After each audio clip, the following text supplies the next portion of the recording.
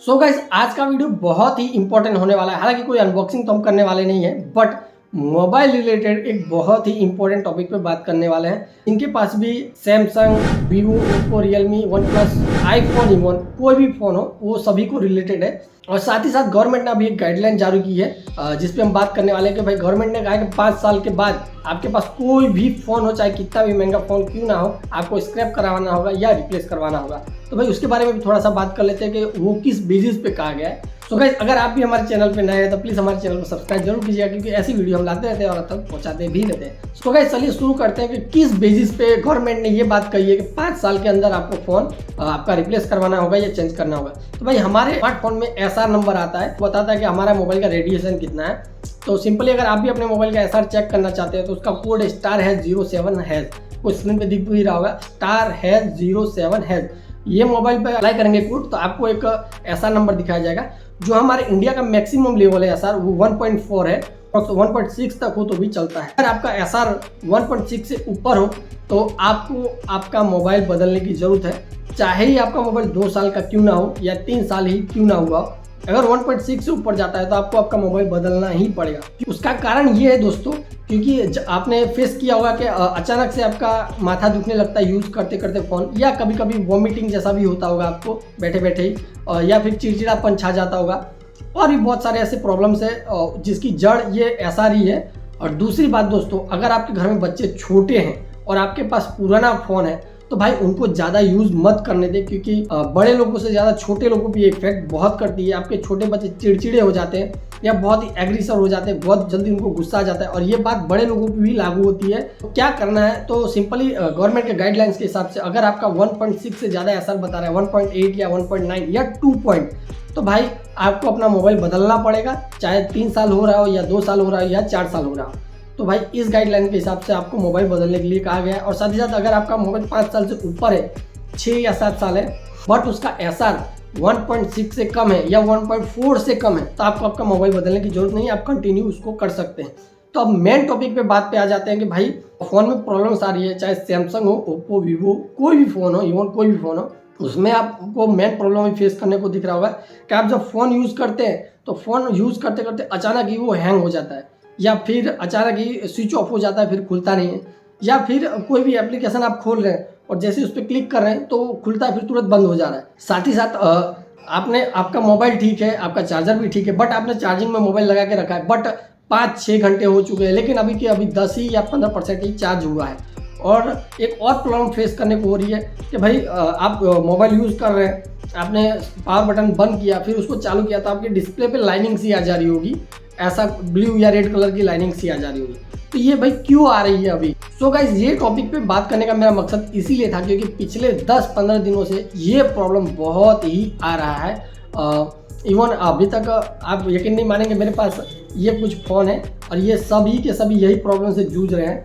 इन सभी में यही प्रॉब्लम है, और भी पीछे बहुत सारे फ़ोन पड़े, ऐसे लगभग 10 से 15 फ़ोन मेरे पास पड़े हैं, और इन सभी में सेम ही प्रॉब्लम है। किसी में बैटरी चार्ज नहीं हो रहा है, या किसी की बैटरी ड्राई हो जा रही है, किसी का डिस्प्ले ऑन ही नहीं हो रहा है। तो ये सारी चीज़ें, हालांकि हम समझ लेते हैं कि हमारी बैटरी ख़राब है या पावर बटन ख़राब वगैरह वगैरह, ये सारी बातें कर लेते हैं कि भाई हमारा फ़ोन अचानक बंद हो गया, ये हो गया। आप किसी भी शॉप पे जाते हैं, आपने तो रात को अच्छे से मोबाइल यूज़ किया है, बट सुबह होते ही वो ऑन ही नहीं हो रहा है।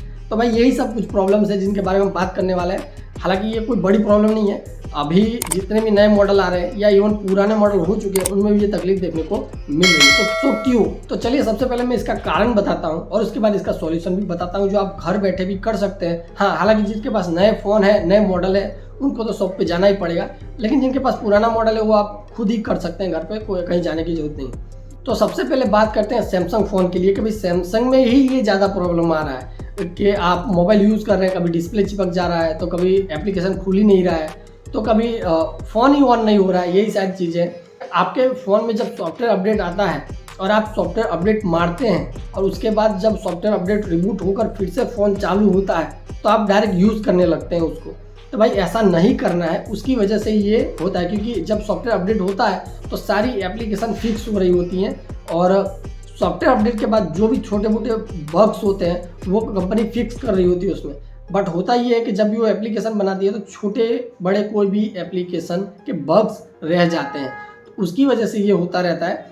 अगर आप कोई एप्लीकेशन यूज़ कर रहे हो वो खुल ही नहीं रहा है या फिर आपका फ़ोन ऑन ही नहीं हो रहा है या चिपक जा रहा है डिस्प्ले, तो ये बग के कारण होते हैं। तो जब भी आपके पास सॉफ्टवेयर अपडेट आए या सिक्योरिटी पैच अपडेट आए, तो भाई जब अपडेट होकर पूरा फ़ोन एक बार स्टार्ट हो जाए तो उसको आपको फिर से रिबूट करना है, यानी कि बंद करके फिर से उसको एक बार चालू करना है। जिसकी वजह से होगा ये कि अगर थोड़े बहुत एप्लीकेशन बग में फंस गए हो तो वापस से फिक्स हो जाते हैं यही। और उसके बाद आपको प्ले स्टोर में जाना है और जितने भी एप्लीकेशन आपके अपडेट में पड़े हुए हैं, अपडेट वर्जन में पड़े हुए हैं, उनको एक बार अपडेट कर लेना होगा।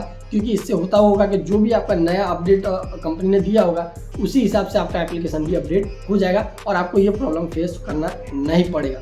तो और एक दूसरी बात कर लेते हैं कि कभी कभी आपका फ़ोन नया है, 3-6 महीने हुए, बट जैसे ही आप फ़ोन यूज़ कर रहे हैं और उसकी डिस्प्ले चिपक जा रही है, तो भाई इस हालत में, इस कंडीशन में ये कोई बड़ी प्रॉब्लम नहीं है दोस्तों। आपको जब कंपनी सॉफ्टवेयर अपडेट देती है तो उसमें बग रह जाता है, उसकी वजह से होता है। तो सिंपली कुछ करना नहीं है, पावर प्लस, माइनस और पावर बटन को तीनों को 10 सेकंड के लिए एक साथ होल्ड करके रखना है, तो जिससे आपका मोबाइल वापस से बंद होकर चालू होगा और आपका डिस्प्ले फिर से काम करना शुरू हो जाएगा। और सैमसंग में एक और प्रॉब्लम है कि भाई ये फ़ोन जब हम पावर ऑफ करके ऑन करते हैं तो ये लोगों पे चिपक जाता है।